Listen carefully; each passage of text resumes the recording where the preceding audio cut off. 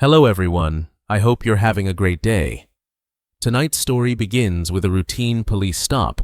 One black man pulled over for looking suspicious. But moments later, the truth comes out. And the officer realizes the man he humiliated is the lawyer defending his own son. Stay with us until the end, and don't forget to subscribe if you believe one moment can change how justice is seen forever. The red and blue lights exploded behind the car without warning. James Carter tightened his grip on the steering wheel as the siren chirped once, short, sharp, commanding. He exhaled slowly and eased his black sedan to the curb beneath a flickering streetlight on the south side of Chicago. He already knew why. Not because he was speeding, not because he ran a light, but because he was a black man driving alone at night in a quiet neighborhood. James shut off the engine and placed both hands visibly on the wheel, fingers spread. His heart rate stayed steady, not because he wasn't nervous, but because he had practiced this calm his entire adult life. The police cruiser stopped behind him. A door opened. Heavy footsteps approached.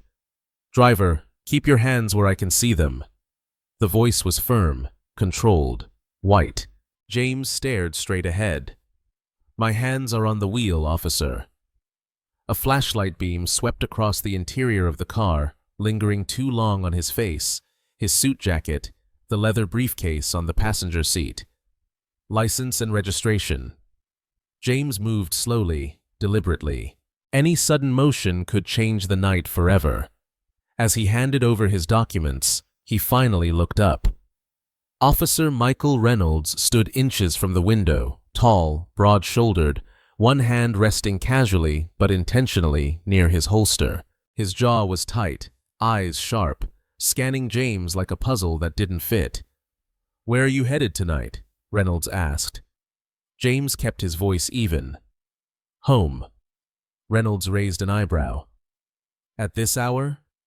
James nodded. "Long day." The flashlight shifted again, landing on James's suit. Not expensive, but tailored, clean. Reynolds's eyes narrowed slightly. "This isn't exactly a high-traffic area," he said. "Mind telling me what you're doing in this neighborhood?" James felt it then, that familiar pressure in his chest, the unspoken accusation. "You don't belong here." "I live here," James replied calmly. Reynolds didn't respond right away. Instead, he stepped back, radio crackling softly on his shoulder. He glanced up and down the empty street, then back at James. "You mind stepping out of the vehicle?" James paused, just a fraction of a second too long. "Am I being detained?" he asked. Reynolds's jaw tightened. "Step out of the vehicle, sir." James nodded once. Slowly, he opened the door and stepped onto the pavement, the cold night air brushing against his face. He stood tall, hands visible, posture relaxed, but alert. A passing car slowed, then continued on. Somewhere, a dog barked. The city watched without intervening. Reynolds circled him once, eyes sharp. "Turn around." James complied. "What's in the briefcase?" Reynolds asked. "Work papers." "What kind of work?" James hesitated, not because he was afraid, but because he knew the answer wouldn't change what was happening. "I'm an attorney." Reynolds let out a short breath that might have been a laugh. "An attorney," he repeated. "And what kind of attorney would that be?" "Criminal defense." That got Reynolds's full attention. He stepped closer. "So you defend criminals?" James turned his head slightly, meeting Reynolds's eyes for the first time. "I defend people," he said evenly. "The law decides what they are." For a moment, the air between them tightened. Reynolds looked away first. He walked back to the cruiser, radio in hand. James stood alone under the streetlight, every instinct screaming to stay still, stay calm, stay alive. He had been here before. Not this street, this feeling. Minutes passed. 5. 10. Reynolds returned, documents in hand, but he didn't give them back yet. You got proof of employment? Reynolds asked. James blinked. My bar ID is in my wallet. Why? Because something doesn't add up, Reynolds said. You don't look like someone who should be driving around here at night. James swallowed hard, but his voice stayed level. With respect, officer, what exactly am I supposed to look like? Reynolds didn't answer. Instead, he glanced down at the name on the license. James Carter, he read aloud. The name meant nothing to him. Yet. Reynolds held the license a moment longer, then looked back up. You ever been arrested, Mr. Carter? James's jaw tightened. No. Reynolds studied his face, searching for cracks.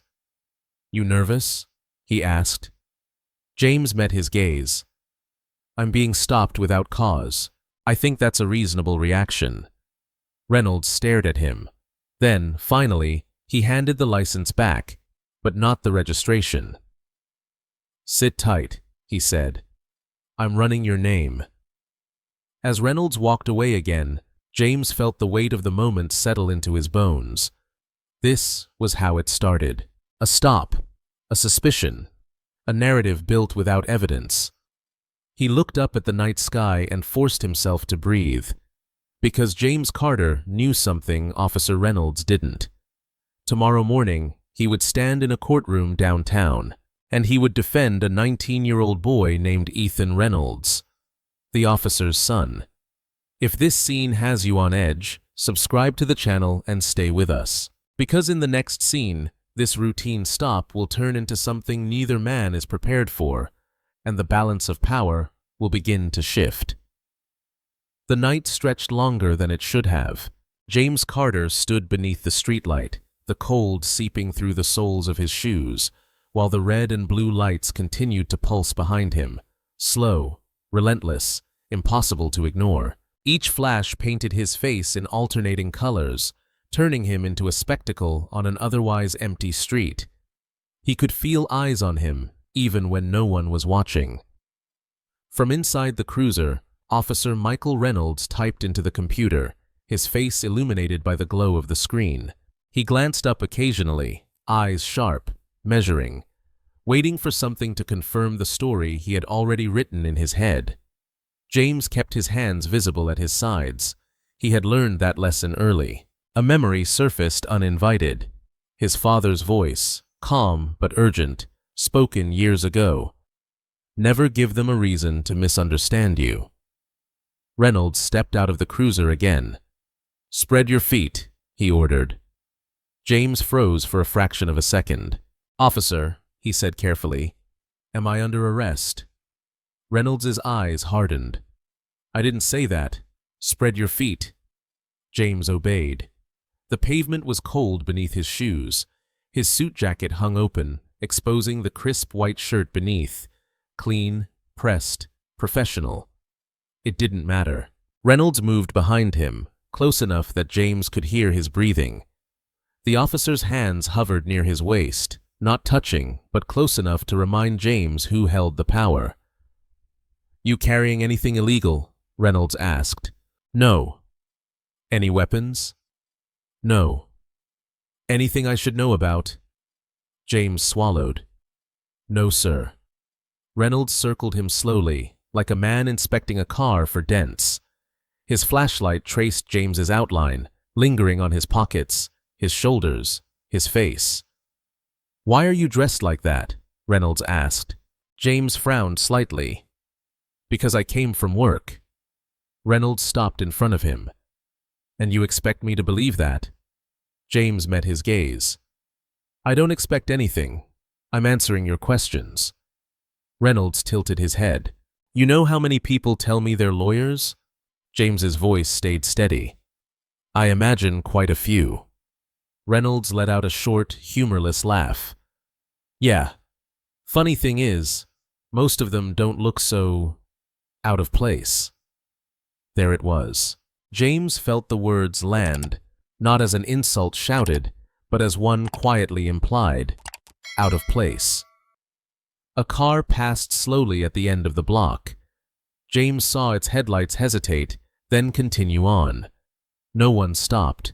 No one intervened. Reynolds gestured toward the curb. "Sit." James hesitated again. "I don't consent to—" "Sit," Reynolds snapped. James lowered himself onto the curb, the concrete cold against his palms. His briefcase sat on the passenger seat of the car, untouched but visible, like evidence waiting to be misinterpreted. Reynolds stood over him, arms crossed. "Ever been stopped before?" the officer asked. James looked up. "Yes," Reynolds smirked. "Thought so." "For what it's worth," James said calmly, "none of those stops resulted in charges." Reynolds didn't reply. He spoke into his radio instead, his voice clipped, professional. "Running subject now." James listened to the crackle of static, the coded language. He understood it better than most. He had cross-examined officers who spoke just like this, confident, detached, convinced they were right. But this wasn't a courtroom. This was a sidewalk. Minutes dragged by. James's phone buzzed in his pocket. He didn't reach for it. "Don't," Reynolds warned without looking. "It's my phone," James said quietly. "I'm allowed—" "Not right now," Reynolds cut in. "You move when I tell you to move." James clenched his jaw. Humiliation crept in. Not loud, not dramatic, just the slow erosion of dignity, piece by piece. The longer the stop lasted, the more it felt less like a check and more like a message. You are being reminded where you stand. Reynolds finally looked back at his screen, then at James. "James Carter," he said slowly. "No warrants, no priors." James nodded once. "As I said." Reynolds didn't seem satisfied. "What kind of law school did you go to?" he asked. James blinked. "Excuse me?" "You heard me." James hesitated, then answered. "Northwestern." Reynolds's eyes flickered, just for a moment. "That's so," he said. "Must have been a scholarship." James felt something shift inside him. A tightness. A warning bell. "That's not relevant," James replied. Reynolds stepped closer. "I decide what's relevant." Silence stretched between them. Then James spoke, slowly, deliberately. "Officer," he said, "with respect, you have no reasonable suspicion to continue this stop." Reynolds stared at him, face hard. "You telling me how to do my job?" "I'm telling you my rights." For a moment, James wondered if this was the point where everything tipped, where a raised voice or a misunderstood movement could turn the night irreversible. Reynolds exhaled sharply through his nose. "You lawyers always think you're smarter than everyone else," he said. "But out here, things work a little differently." James didn't respond, because he knew that was true. Out here, the law bent before it broke. Reynolds finally handed back the registration, his fingers brushing James's hand briefly, not accidentally. "Stay seated," he said. "I'm not done." James looked up at him, disbelief flickering across his face for the first time. "Officer," he said, "how long is this going to take?" Reynolds looked down at him. "As long as it needs to." James lowered his gaze, not in submission, but in control. He focused on his breathing, on keeping his body still, his voice calm. Because he knew something else. Every second this continued was being etched into his memory. And soon, very soon, this streetlight would be replaced by fluorescent lights. A courtroom, where words mattered, and power shifted. If you're still with us, subscribe to the channel and leave a comment. Because in the next scene, one name will be spoken that changes everything and turns suspicion into shock. The radio crackled. Officer Michael Reynolds turned slightly away from James Carter, listening as dispatch confirmed what he already knew, and what he still refused to accept. No outstanding warrants, valid license, vehicle registered, subject checks out. Reynolds clicked the radio off slowly. James remained seated on the curb, hands resting on his knees, posture controlled. But inside, his patience was thinning. Not cracking, thinning. The kind that left sharp edges. Reynolds looked at him again. Really looked this time. The suit. The calm. The vocabulary. Something didn't sit right. "You said you're a lawyer," Reynolds said, breaking the silence. "Yes," James replied. "What firm?" "Carter & Bell." Reynolds frowned. "Never heard of it." James nodded. "Most people haven't." Reynolds took a step closer. "What kind of cases you handle?" "Criminal defense," James repeated. "Mostly felony cases." Reynolds's eyes hardened. "So you defend people like drug dealers, thieves, violent offenders?" "I defend people charged with crimes," James said evenly. "There's a difference." Reynolds scoffed. "Sure there is." James lifted his gaze, meeting Reynolds's eyes again. "May I stand now?" Reynolds hesitated, then nodded sharply. "Yeah. Stand." James rose slowly, brushing dust from his slacks. He stood eye to eye with Reynolds now, no longer beneath him, no longer on the curb. The power dynamic shifted, subtly but undeniably. Reynolds crossed his arms. "You on your way to a client?" "Yes." "At this hour?" James reached into his jacket pocket carefully. "I have a court schedule for tomorrow morning, if you'd like to see it." Reynolds's jaw tightened. "Go slow." James pulled out a folded document and handed it over. Reynolds scanned the page. His eyes paused, then narrowed. He looked back up. "This says you're representing Ethan Reynolds." James didn't react. Not yet. "Yes," he said. "That's correct." Reynolds's grip on the paper tightened. "That's my son." The street seemed to hold its breath. James studied Reynolds's face, really studied it now. The sudden tension in his shoulders, the way his eyes darted back to the document, then back to James. "Yes," James said again. "I know." Reynolds laughed once, sharp and disbelieving. "No, that can't be right." James reached into his pocket again and produced a business card. He held it out calmly. Reynolds stared at it. James Carter, ESQ, Criminal Defense Attorney. The name matched. The firm matched. The phone number matched the one his son had mentioned in a panicked phone call 2 nights ago. Reynolds's face drained of color. "You're telling me," Reynolds said slowly, "that you are the man defending my son?" "Yes," James replied. "I was preparing for his hearing tomorrow morning." Reynolds's mind raced. Images collided. His son sitting in an interrogation room. His wife crying at the kitchen table. The desperation in Ethan's voice when he'd said, "Dad, I messed up. I need a lawyer." And now, this.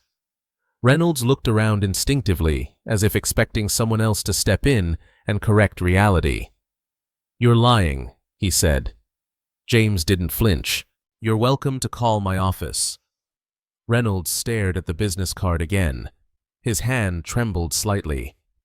"And you expect me to believe," Reynolds continued, voice rising, "that you just happened to be driving around here, at night, and you're my son's lawyer?" James tilted his head. "Do you think I would choose this moment?"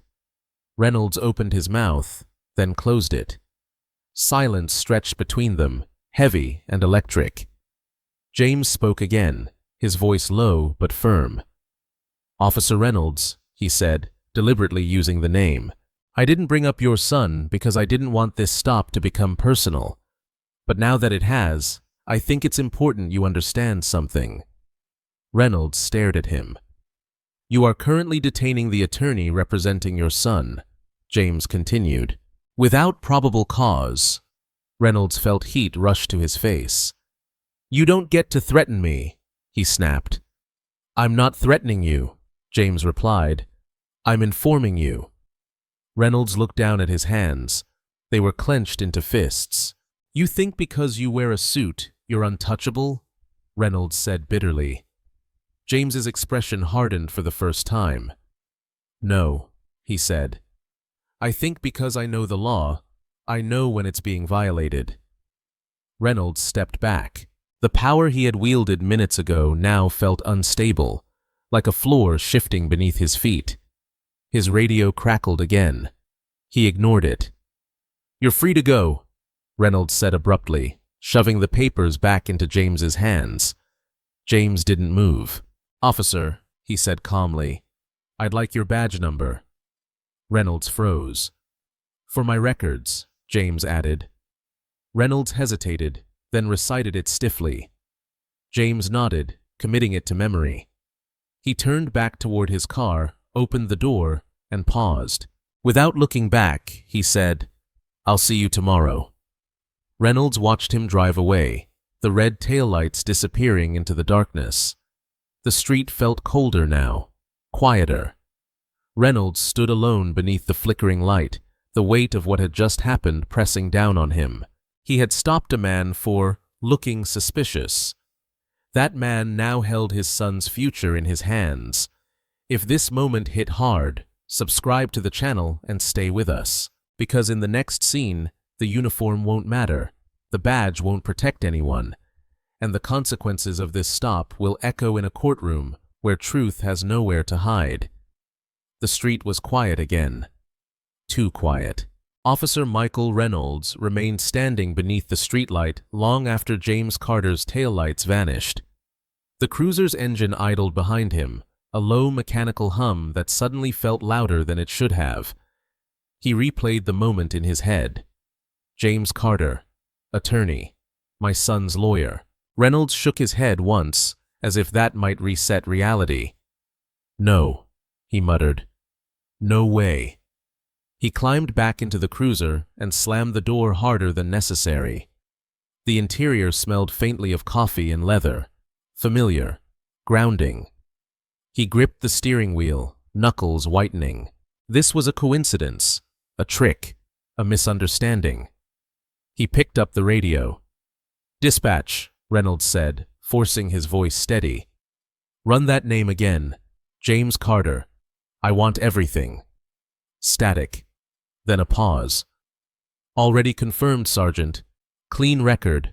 Licensed attorney. Bar number checks out.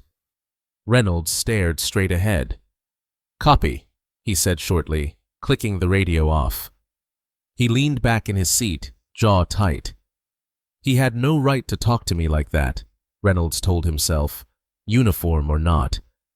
That thought came easily. What didn't come easily was the image of James Carter sitting on the curb, calm, controlled, humiliated. Reynolds shoved the image aside and pulled the cruiser back onto the road. Across the city, James Carter drove in silence. The adrenaline from the stop had faded, leaving something colder behind. His hands rested steady on the wheel, but his shoulders ached with tension he had been carrying for years.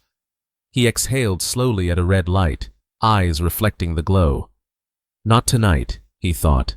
Not again.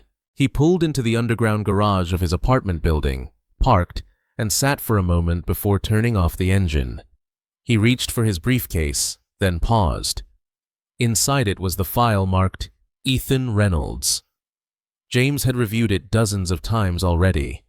The facts were clear. The case was defensible, but delicate. One wrong move, one emotional misstep, and the outcome could change. Now, the case had a face, a badge.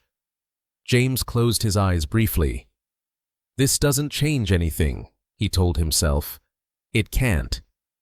But he knew it did. Reynolds arrived home just after midnight. The house was dark, except for a dim kitchen light. He stepped inside quietly, slipping out of his boots. His wife's voice came softly from the living room. Michael? He stopped. In here, she said. Reynolds walked in to find Karen Reynolds sitting on the couch, arms folded tightly around herself. Her eyes were red. You're late, she said. Long shift. She studied his face. You talked to Ethan tonight? Reynolds stiffened. Why? He called me, Karen said. He's scared, Michael. The hearing is tomorrow.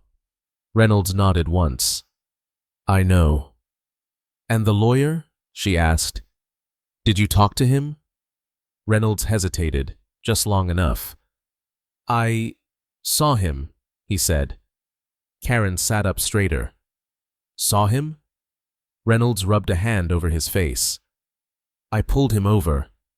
Silence slammed into the room. You what? Karen whispered. He was driving late, looked suspicious.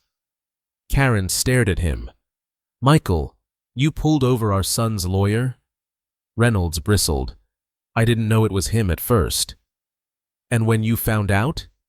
Reynolds looked away. I let him go.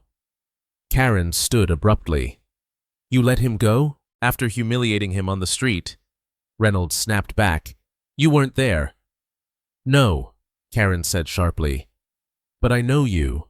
She took a breath. You've been doing this job a long time. You trust your instincts. But sometimes your instincts are wrong. Reynolds clenched his jaw. Don't start. I'm serious, she said. This man is defending our son, and you treated him like a criminal. Reynolds turned away. It doesn't matter. Court is court. Karen shook her head. It matters if he thinks you're abusing your power. Reynolds laughed bitterly. You think he's going to sabotage the case because of a traffic stop? Karen met his gaze. I think he's human. Reynolds said nothing. The next morning, James arrived at his office before sunrise. He poured himself coffee and opened Ethan Reynolds' file again. He reviewed the statements, the evidence, the inconsistencies in the prosecution's narrative. He was good at this. He would be good today. But as he straightened his tie in the mirror, he saw something different in his reflection. Not anger, not fear. Resolve. James Carter did not need to punish Michael Reynolds. The law would do that, or it wouldn't. His job was simpler. Defend the client. Uphold the law. No exceptions. In a patrol locker room across town, Reynolds adjusted his uniform with shaking hands. The badge felt heavier than usual. He stared at himself in the mirror, seeing not authority, but exposure. He remembered James's words. I'm informing you. Reynolds swallowed hard. For the first time in years, he wasn't sure the uniform would protect him, or his son. If this scene hit close to home, subscribe to the channel and leave a comment. Because in the next scene, the courtroom will force both men to confront the consequences of one night, and denial will no longer be an option. The courtroom smelled faintly of polished wood and old paper. James Carter stood at the defense table, suit pressed, posture straight, eyes calm but alert. To anyone watching, he looked exactly as a defense attorney should, controlled, prepared, unshaken. But beneath the surface, he felt the weight of the night before pressing against his ribs. Across the aisle, Officer Michael Reynolds sat stiffly in the gallery beside his wife. He wore civilian clothes today. No badge, no uniform. Just a man trying not to look like a man who had lost control. Between them sat Ethan Reynolds, shoulders hunched, hands clasped tightly together. His eyes darted between his father and his lawyer, confusion and fear etched across his face. He didn't know. Not yet. The bailiff called the court to order. The judge entered. Everyone rose, then sat. James opened his folder slowly, deliberately. This was the moment where law replaced instinct, where facts spoke louder than suspicion. Defense ready, Your Honor, James said. The prosecutor rose, confident. The state is ready. Officer Reynolds swallowed. The prosecutor began laying out the charges, measured, methodical, reckless endangerment. A night gone wrong. A young man in the wrong place at the wrong time. James listened carefully, taking notes. He had already mapped out every argument, every inconsistency. But as he glanced briefly toward the gallery, his eyes met Reynolds's. For a moment, neither man looked away. Reynolds saw it then. Not anger, not revenge, professional distance. And somehow, that hurt more. James rose to speak. "Your Honor," he began calmly, "the state's case rests on assumptions. Assumptions built on incomplete observation and rushed judgment." Reynolds shifted in his seat. James continued, pacing slowly. "My client, Ethan Reynolds, did not flee. He did not resist.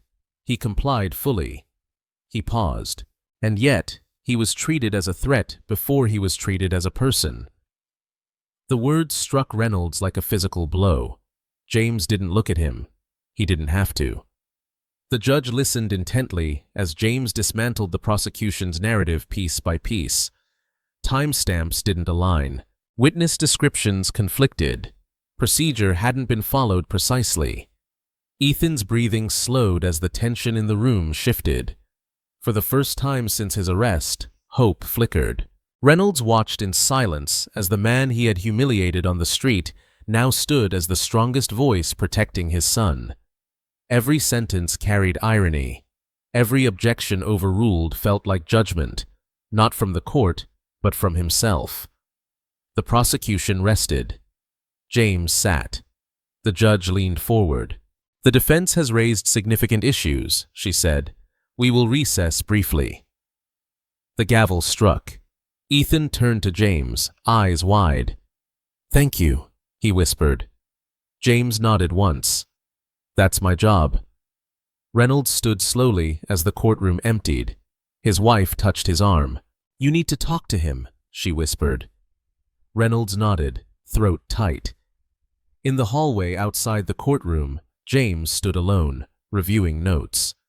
The echo of footsteps approached. "Mr. Carter," Reynolds said quietly. James looked up. For the first time since the stop, there was no tension in his stance, no authority in his voice, just exhaustion. "Officer Reynolds," James replied. Reynolds swallowed. "I owe you an apology." James waited. "Last night," Reynolds continued, "I let my assumptions guide me. I treated you unfairly, and his voice broke slightly. "I put my son's case at risk." James studied him for a long moment. "Last night," James said evenly, "was not about your son, or me." Reynolds frowned. "It was about power," James continued, "and how easily it's misused when no one is watching." Reynolds nodded, shame etched deep across his face. "I was wrong." James didn't smile. He didn't gloat. "I know," he said. Silence settled between them. Reynolds took a breath. "I won't interfere. I won't pressure you. I just—" He hesitated. "I hope you know I'm grateful." James met his gaze. "I'm not doing this for you," he said, "or because of what happened." "I know," Reynolds replied softly. They stood there, two men stripped of their illusions, one of authority, the other of neutrality. Inside the courtroom, the doors opened again. James straightened his jacket. "It's time," he said. Reynolds watched him walk back inside, realizing something painful and irreversible. Justice didn't belong to the badge. It never had. If this moment struck you, subscribe to the channel and stay with us.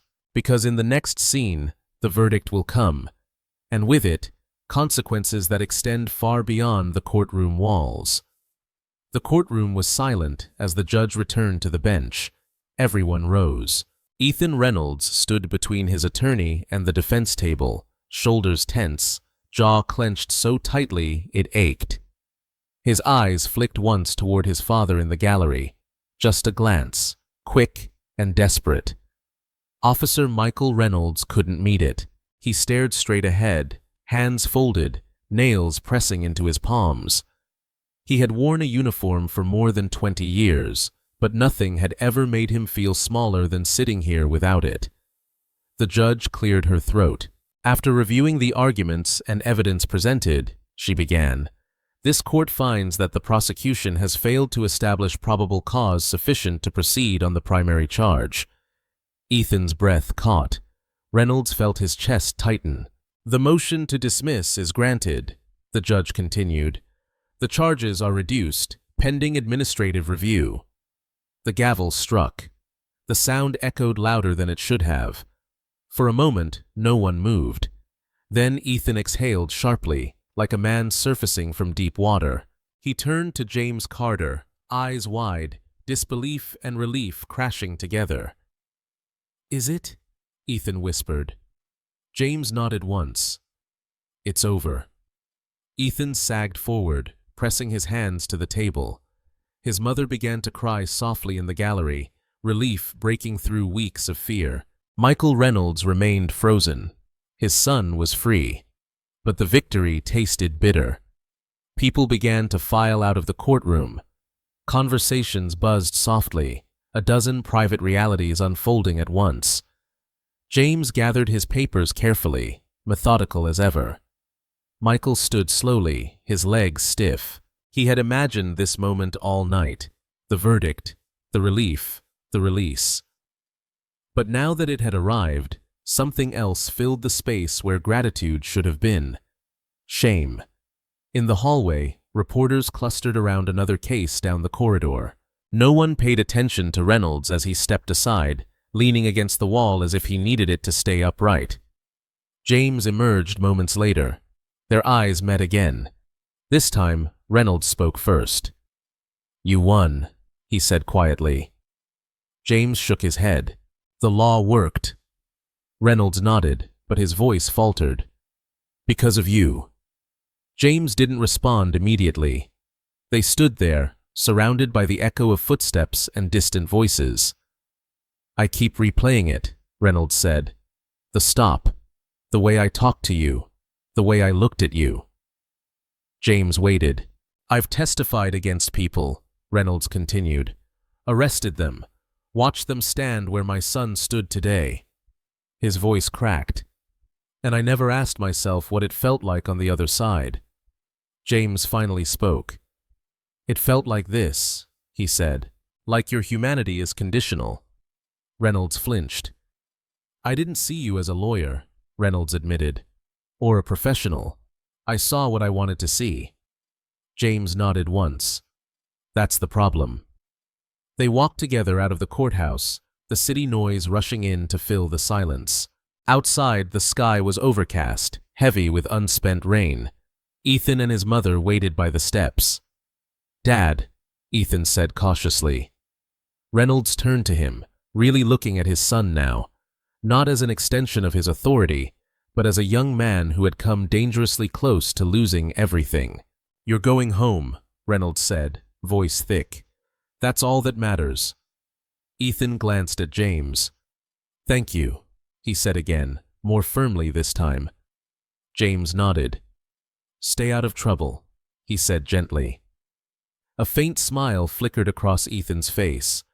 As they walked away, Reynolds stopped. "Mr. Carter," he said. James turned. "I don't expect forgiveness," Reynolds continued, "but I need you to know something." He swallowed. "I was wrong, and I'm going to carry that." James studied him for a long moment. "Good," he said quietly. "So will I." Reynolds frowned. "Why you?" James's gaze drifted to the street beyond the courthouse, where people passed by without noticing any of this. "Because I live with it every day," James said. "What you felt last night, I feel it every time I'm pulled over." Reynolds had no answer. That evening, Reynolds sat alone in his patrol car, parked but not moving. The radio crackled with routine calls. He ignored them. He thought of every stop he'd ever made, every assumption, every time he'd told himself it was just procedure. He thought of his son's face in court, and James Carter's calm, controlled voice, never raised, never bitter. Reynolds reached up and removed his badge, turning it over in his hands. The metal felt colder than usual. For the first time in his career, he asked himself a question he had never dared to ask before. What if I had been wrong more times than I knew? If this scene made you pause, subscribe to the channel and leave a comment, because in the next scene, reflection will turn into action, and one officer will be forced to decide what kind of man he wants to be when the uniform comes off. The locker room at the Chicago Police Department was quiet. Too quiet. Michael Reynolds stood in front of the metal locker, his uniform hanging untouched inside. The badge rested on the small bench beside him, catching the harsh fluorescent light. For the first time in over 2 decades, he hadn't clipped it to his chest before roll call. He stared at it like it belonged to someone else. Around him, younger officers joked softly, laughed about weekend plans, spoke with the casual confidence of men who believed the world made sense. Reynolds heard every word, but felt disconnected from all of it. "You coming on patrol today, Sarge?" Reynolds looked up. The officer asking was barely out of the academy. "Yeah," Reynolds said after a beat. "In a minute." The young officer nodded and walked off. Reynolds picked up the badge, turning it slowly in his hand.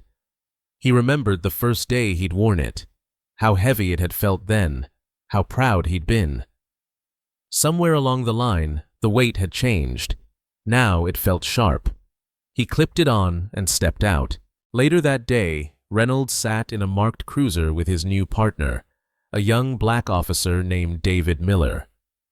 Miller drove, hands relaxed on the wheel, eyes alert but calm. They rolled slowly through a familiar neighborhood. Reynolds watched pedestrians on the sidewalk, a man pulling his jacket tighter, a teenager adjusting his hood. Small gestures he had once catalogued without thinking. Now, each one felt like a question. "You okay, Sarge?" Miller asked casually. Reynolds hesitated. "You ever think about how people see us?" Miller glanced at him briefly. "All the time." Reynolds nodded, staring out the window. "I used to think respect came with the uniform." Miller's mouth tightened slightly. "Sometimes it does. Sometimes it doesn't." They fell into silence. A call came over the radio, routine traffic stop. Reynolds' chest tightened instinctively. "Your call," Miller said, easing the car to the curb. Reynolds took a breath. A sedan rolled past, then slowed. A black man behind the wheel, mid-30s, wearing work clothes. The same situation, different moment. Reynolds watched him carefully, not with suspicion, but with awareness. "Let's just observe," Reynolds said quietly. Miller nodded, surprised but compliant. The car passed without incident. Reynolds exhaled. That evening, Reynolds attended a department training session, mandatory, usually perfunctory. Today, he sat in the front row. The topic: implicit bias in policing. Reynolds had sat through dozens like it before. He had dismissed them as box-checking exercises. This time, he listened. The instructor spoke about perception, about pattern recognition, about how quickly the mind filled in gaps. Reynolds felt every word land uncomfortably close to home. During a break, Reynolds raised his hand. "I want to say something," he said. The room turned. "I've been on the job a long time," Reynolds continued. "I believed I treated everyone fairly. I believed I followed the law." He paused. "I was wrong." Murmurs rippled through the room. "I stopped a man recently," Reynolds said, "because he looked suspicious. He turned out to be a lawyer. And more than that, he was the one protecting my son in court." The room went silent. "I didn't see a professional," Reynolds continued, voice steady but tight. "I saw my assumptions, and I acted on them." He looked around the room. "That stop changed how I see this job, and how I see myself." No one interrupted. After the session, Miller approached him. "Respect for saying that," Miller said quietly. Reynolds nodded. "I owed it." Across town, James Carter stood in his office, loosening his tie as the city lights flickered on outside his window. The case file lay closed on his desk. He replayed the courtroom moment one last time, not the verdict, but Reynolds's face when the truth set in. James had seen that look before, in clients, in officers, in himself. He poured himself a glass of water and sat down, breathing slowly. This case was over, but the night of the stop would linger. A knock sounded at the door. James looked up, surprised. "Come in." The door opened. Michael Reynolds stood there, not in uniform, no badge, no authority, just a man. "I didn't come as a cop," Reynolds said quietly. "I came as a father, and as someone who needed to say this face to face." James studied him carefully. "I'm listening," he said. Reynolds swallowed. "What happened that night, what I did, was wrong, and I can't undo it. But I needed you to know I'm trying to change how I work, how I see people." James leaned back slightly. "Change isn't something you say once," he said. "It's something you do every day." Reynolds nodded. "I know." They stood there, the city humming outside. James finally spoke. "If you mean that, then start with the next stop, and the one after that." Reynolds met his gaze. "I will." They shook hands, firm, deliberate, not as equals of power, but as equals of responsibility. As Reynolds turned to leave, James said quietly, "For what it's worth, I never wanted this to be personal." Reynolds paused. "I did, until I understood it shouldn't have been." The door closed. James stood alone again, but something felt different now. Lighter. Not because justice had been done, but because it had been seen. If this scene made you reflect, subscribe to the channel and share your thoughts. Because in the final scene, we'll see how one night, one stop, and one truth ripple outward, changing more than just two lives. The community center on the south side of Chicago wasn't new. The paint on the walls had faded, the floors creaked underfoot. The chairs didn't match, but it was full of voices, movement, life. Conversations overlapped. Children laughed somewhere down the hall. James Carter stood near the back of the room, jacket off, sleeves rolled up. Tonight wasn't about courtrooms or arguments. It was a legal clinic, free consultations for people who couldn't afford representation. This was where he felt grounded. A woman sat across from him, clutching a folder of eviction notices, her hands shaking.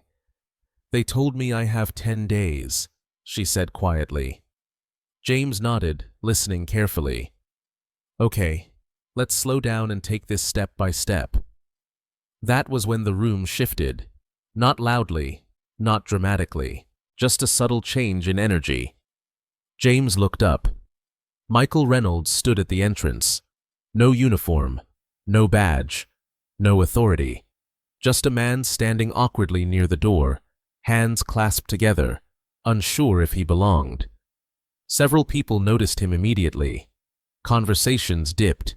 Eyes lingered. A few hardened with suspicion. James felt it, but didn't react. Reynolds waited.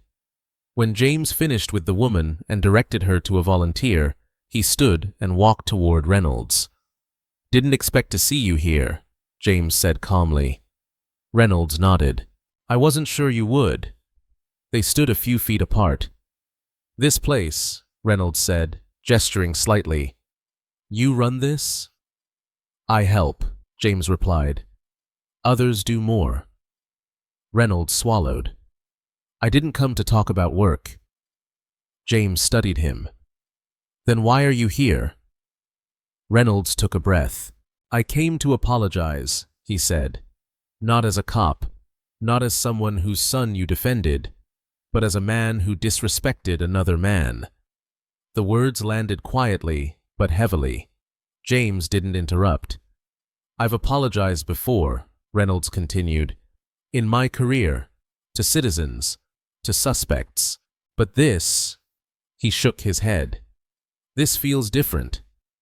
"Why?" James asked.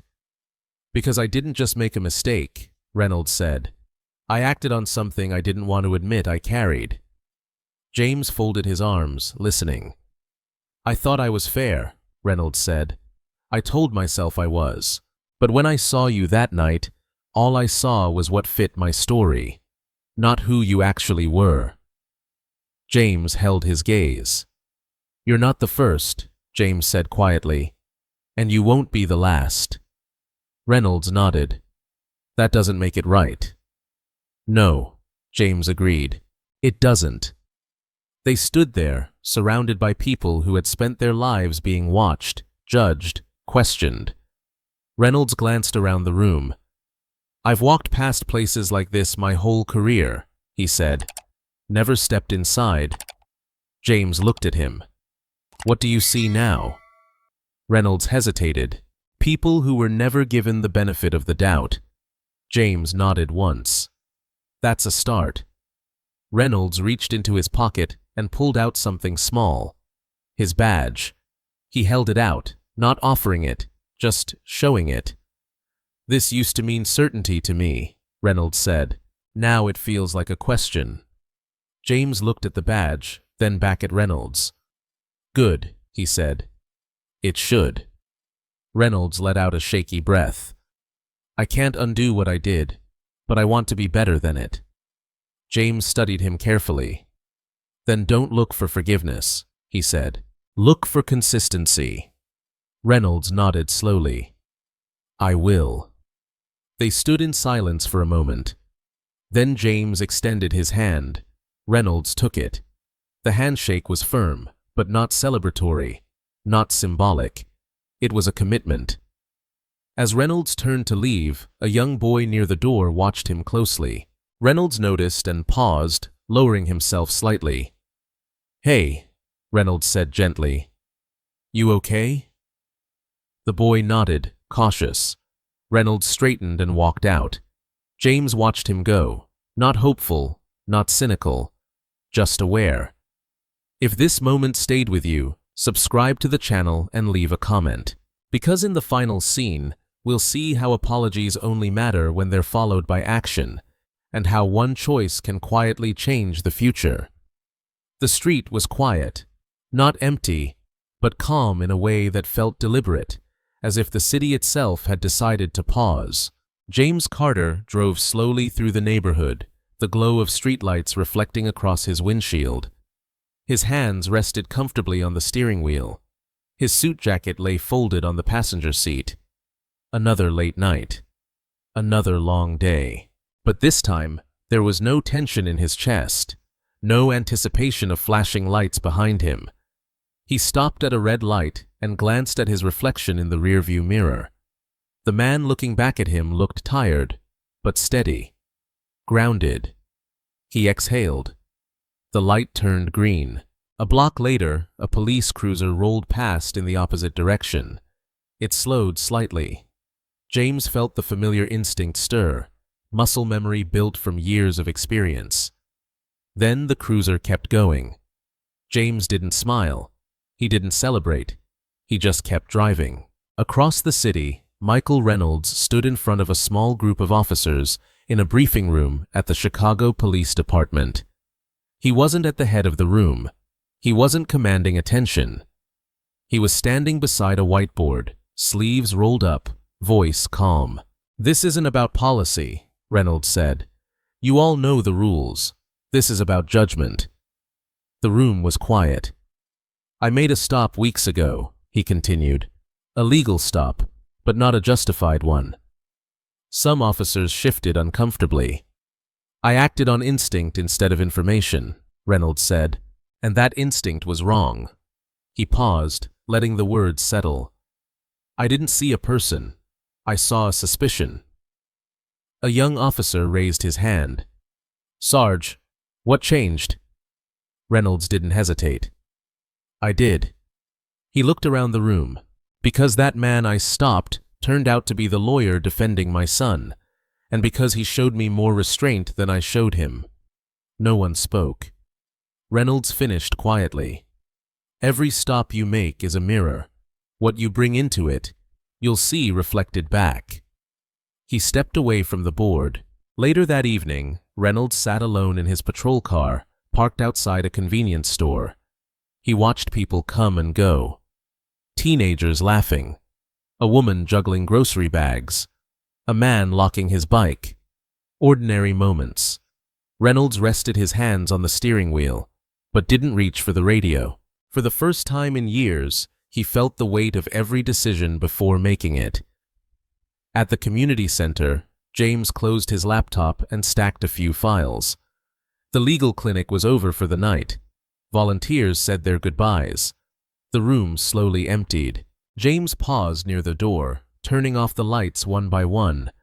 He thought about the night of the stop, not with anger, but clarity. The humiliation, the restraint, the quiet choice to stay calm. He thought about the courtroom, the apology, the handshake. Change, he knew, was not loud. It didn't announce itself. It showed up in moments no one filmed. James stepped outside into the warm night air. His phone buzzed with a text from an unknown number. Unknown. Thank you for holding me accountable. I won't forget it. James stared at the screen for a moment, then typed back. James. Neither will I. He put the phone away and walked to his car. The next morning, Ethan Reynolds sat at a small kitchen table, filling out college paperwork. His father poured coffee quietly, watching him. You doing okay? Michael asked. Ethan nodded. Yeah, a pause. Dad, Ethan said carefully. That lawyer, James Carter, he didn't have to do what he did. Michael swallowed. I know. Ethan looked up. I'm glad it was him. Michael nodded. So am I. That night, James stood in front of the mirror in his apartment, loosening his tie. He studied his reflection, not searching for validation, not bracing for conflict, just seeing himself. A man who had been stopped, a man who had been doubted, a man who had chosen dignity over escalation. He turned off the light and walked into the darkness, unafraid. Because sometimes justice doesn't arrive with sirens or verdicts. Sometimes it arrives quietly, when someone finally sees themselves clearly and decides to be better. If this story stayed with you, subscribe to the channel and share your thoughts in the comments. Because real change doesn't begin with power, it begins with awareness.